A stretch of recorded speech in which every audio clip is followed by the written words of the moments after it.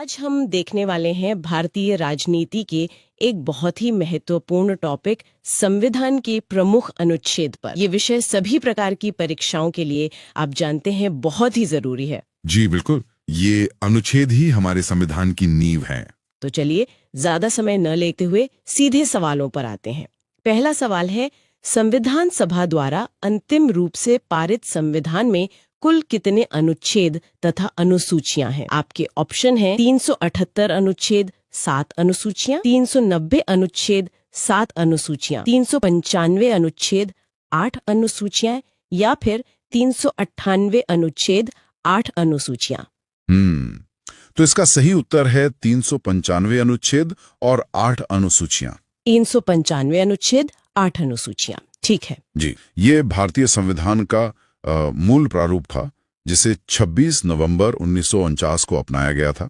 अच्छा। और फिर संविधान को पूरी तरह से 26 जनवरी 1950 को लागू किया गया, जिसे हम गणतंत्र दिवस के रूप में मनाते हैं। जी। आपको ये भी जानना चाहिए कि मूल संविधान 22 भागों में विभाजित था और इसे बनाने में 2 वर्ष 11 महीने और 18 दिन लगे थे। काफी लंबा समय। हाँ, और प्रारूप समिति के अध्यक्ष तो हम सब जानते हैं, डॉक्टर B.R. अम्बेडकर थे। बिल्कुल। चलिए अगला सवाल देखते हैं। वर्तमान समय में भारतीय संविधान में गणना की दृष्टि से कुल कितने अनुच्छेद और अनुसूचियां हैं? ऑप्शन है 390 अनुच्छेद 5 अनुसूचियां, 395 अनुच्छेद 12 अनुसूचियां, 395 अनुच्छेद 10 अनुसूचियां या 443 अनुच्छेद 12 अनुसूचियां। देखिए, ये सवाल थोड़ा पेचीदा है। दिए गए विकल्पों में से सही उत्तर है 395 अनुच्छेद 12 अनुसूचियां। अच्छा, तो अनुच्छेद 395 ही है अभी भी? हाँ, मतलब मुख्य अनुच्छेद संख्या अभी भी 395 ही है, लेकिन संशोधनों के जरिए नए अनुच्छेद जैसे 21A, 51A वगैरह जोड़े गए हैं, तो कुल संख्या अब 470 के करीब पहुंच गई है। समझ गई। और जो मूल 8 अनुसूचियां थीं, उनमें बाद में 4 और जोड़ी गईं। वो कौन कौन सी है? 9वीं अनुसूची भूमि सुधारों से, 10वीं दल बदल विरोधी कानून से और 11वीं और 12वीं अनुसूचियां क्रमशः पंचायतों और नगर पालिकाओं से संबंधित हैं। ठीक है। अगला सवाल है, वर्तमान में भारतीय संविधान में धाराओं की कुल संख्या है। ऑप्शन है 356, 395, 404 या इनमें से कोई नहीं। इसका सही उत्तर है 395। 395। जी, जैसा हमने अभी बात की, मुख्य अनुच्छेदों की संख्या 395 ही है।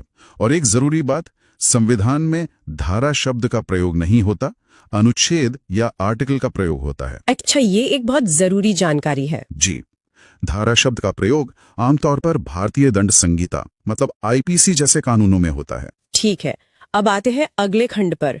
सवाल है, संविधान के किस अनुच्छेद में यह अंकित है कि इंडिया अर्थात भारत राज्यों का एक संघ होगा? आपके ऑप्शन है अनुच्छेद 1, अनुच्छेद 2, अनुच्छेद 3 या अनुच्छेद 4। इसका सही जवाब है अनुच्छेद 1। अनुच्छेद 1। जी हाँ, ये अनुच्छेद हमारे देश के नाम और उसके क्षेत्र की प्रकृति को बताता है।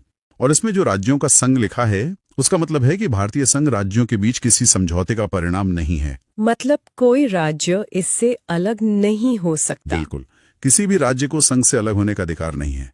इसीलिए भारत को विभाज्य राज्यों का अविभाज्य संघ कहते हैं। इसी से जुड़ा एक और सवाल है, संविधान के अनुच्छेद 1 में भारत को क्या कहा गया है?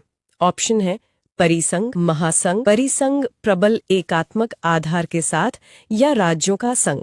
जैसा भी हमने चर्चा की, इसे कहा गया है राज्यों का संघ, यूनियन ऑफ स्टेट्स। जी। हमारे संविधान निर्माताओं ने जानबूझकर फेडरेशन शब्द की जगह यूनियन शब्द का इस्तेमाल किया। ऐसा क्यों? इसका उद्देश्य देश की एकता और अखंडता पर जोर देना था, क्योंकि परिसंघ या कॉन्फेडरेशन में राज्यों को अलग होने का अधिकार होता है, जो भारत में बिल्कुल नहीं है। ठीक है, अब नागरिकता पर आते हैं। भारतीय संविधान के किन अनुच्छेदों में नागरिकता संबंधी प्रावधान है? अनुच्छेद 1 से 5, अनुच्छेद 5 से 11, अनुच्छेद 12 से 35 या अनुच्छेद 36 से 51? नागरिकता संबंधी प्रावधान अनुच्छेद 5 से 11 में दिए गए हैं। अनुच्छेद 5 से 11। जी, ये संविधान के भाग 2 में आता है। ये अनुच्छेद बस ये बताते हैं कि 26 जनवरी 1950 को भारत का नागरिक कौन बना, और उसके बाद नागरिकता से जुड़े कानून बनाने का अधिकार संसद को है।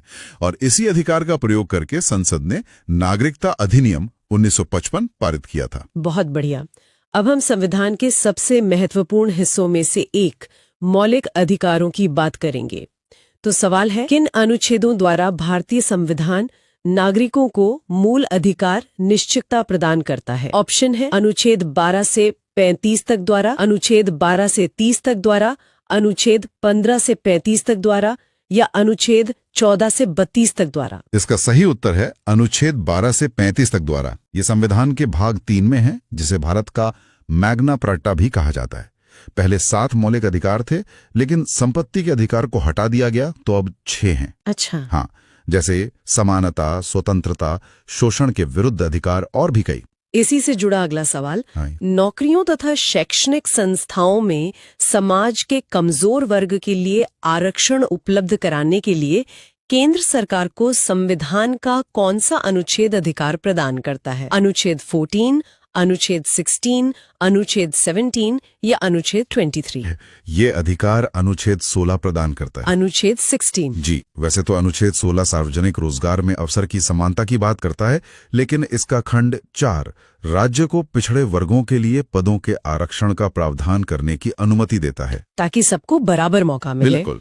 चलिए अगला सवाल देखते हैं। भारत के संविधान का कौन सा अनुच्छेद अस्पृश्यता का उन्मूलन करता है? ऑप्शन है अनुच्छेद 15, अनुच्छेद 16, अनुच्छेद 17 या अनुच्छेद 18? यह है अनुच्छेद 17। अनुच्छेद 17। जी, और ये एक निरपेक्ष अधिकार, मतलब इसका कोई अपवाद नहीं है। ये अस्पृश्यता को किसी भी रूप में प्रतिबंधित करता है, और इसके लिए कानून भी बने हैं। हाँ, संसद ने इसे लागू करने के लिए अस्पृश्यता अपराध अधिनियम 1955 बनाया था। बहुत महत्वपूर्ण। अगला प्रश्न है, भारतीय संविधान का कौन सा अनुच्छेद राष्ट्रपति के पद के लिए पुनर्निर्वाचन की योग्यताएं निर्धारित करता है? अनुच्छेद 52, अनुच्छेद 54, अनुच्छेद 55 या अनुच्छेद 57?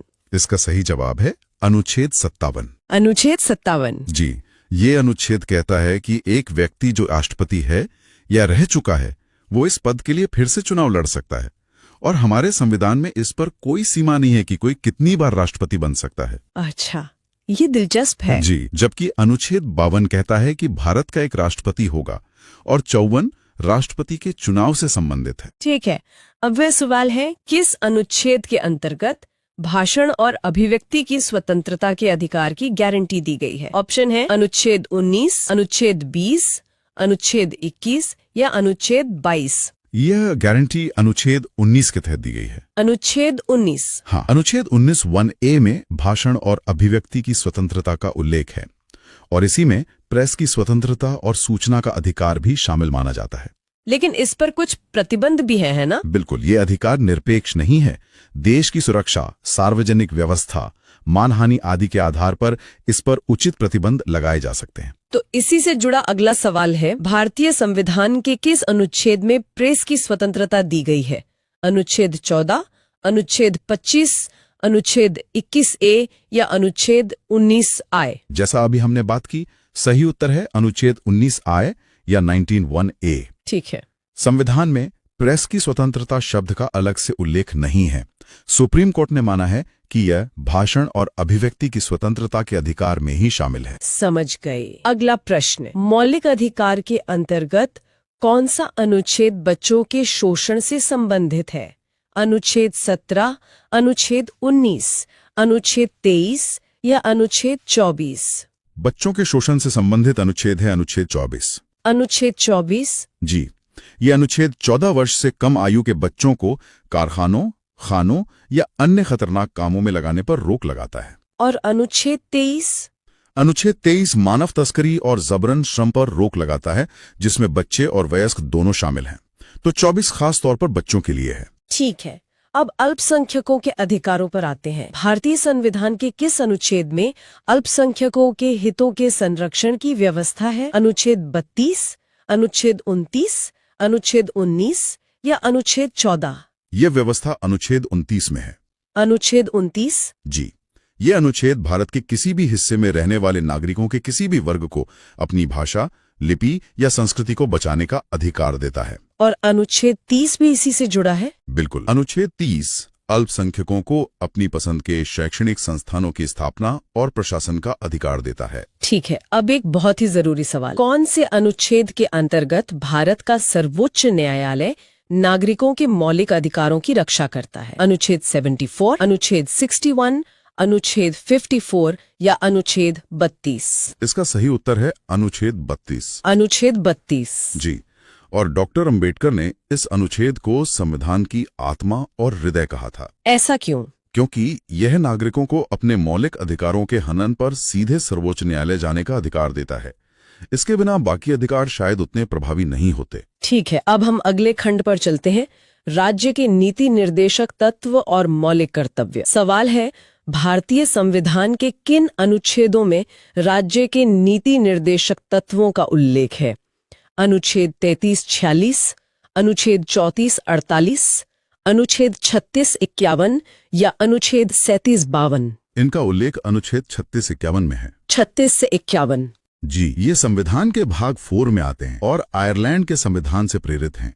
ये तत्व न्यायालय द्वारा लागू नहीं कराए जा सकते, लेकिन देश के शासन में मौलिक माने जाते हैं। तो इनका उद्देश्य क्या है? इनका उद्देश्य भारत में एक लोक कल्याणकारी राज्य की स्थापना करना है। अच्छा, तो भारतीय संविधान के अंतर्गत कल्याणकारी राज्य की अवधारणा किस अनुच्छेद में वर्णित है? अनुच्छेद 31, अनुच्छेद 39, अनुच्छेद 49 या अनुच्छेद 51? यह अवधारणा मुख्य रूप से अनुच्छेद 39 में वर्णित है। अनुच्छेद 39? जी, यह अनुच्छेद राज्य को कुछ नीतियां बनाने का निर्देश देता है, जैसे सभी के लिए आजीविका के समान अवसर, पुरुषों और महिलाओं के लिए समान काम के लिए समान वेतन। ठीक है, अगला सवाल, भारतीय संविधान का कौन सा अनुच्छेद राज्य सरकारों को ग्राम पंचायत के गठन का निर्देश देता है? अनुच्छेद 51, अनुच्छेद 32, अनुच्छेद 37 या अनुच्छेद 40? यह निर्देश अनुच्छेद 40 देता है। अनुच्छेद 40। जी, ये एक गांधीवादी सिद्धांत है जिसका उद्देश्य स्थानीय स्वशासन को बढ़ावा देना है, और इसी अनुच्छेद को साकार करने के लिए 73वां संविधान संशोधन अधिनियम 1992 पारित किया गया था, जिससे पंचायती राज को संवैधानिक दर्जा मिला। बिल्कुल। अब मौलिक कर्तव्यों पर आते हैं। 42वें संशोधन द्वारा संविधान के किस अनुच्छेद में मौलिक कर्तव्यों को जोड़ा गया है? अनुच्छेद 50, अनुच्छेद 51A, अनुच्छेद 29B या अनुच्छेद 39C? इन्हें अनुच्छेद 51A में जोड़ा गया है। अनुच्छेद 51A। हाँ, यह संशोधन 1976 में सरदार स्वर्ण सिंह समिति की सिफारिशों पर किया गया था। ये सोवियत संघ के संविधान से प्रेरित थे और इन्हें संविधान के एक नए भाग IV-A में शामिल किया गया। ठीक है, तो आज का हमारा आखिरी सवाल है, भारतीय संविधान के किस अनुच्छेद में मौलिक कर्तव्यों की चर्चा की गई है? अनुच्छेद 50A, अनुच्छेद 51A, अनुच्छेद 49A या अनुच्छेद 52A? जैसा कि अभी हमने बताया, इनकी चर्चा अनुच्छेद 51A में की गई है। अनुच्छेद 51A। जी, ये कर्तव्य भी नीति निर्देशक तत्वों की तरह गैर न्यायोचित हैं।